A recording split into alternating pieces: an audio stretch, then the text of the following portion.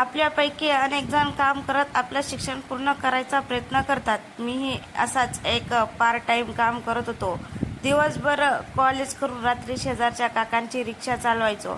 थोडीफार कमाई व्हायची. जितके जास्त काम तितके पैसे.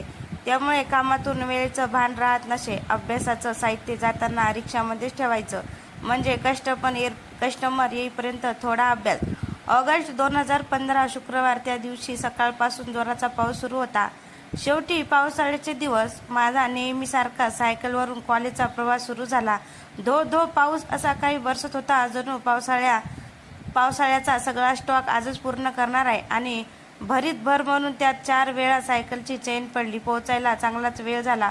वर्गात यायची परवानगी मागितली तशी सरांनी माझ्यासमोर हात जोडले आणि एक वेगळी स्माईल देत म्हणाले, फक्त 5च मिनिटं शिल्लक आहेत. माझा तास संपेपर्यंत आपण बाहेरच उभे राहावे ही नम्र विनंती.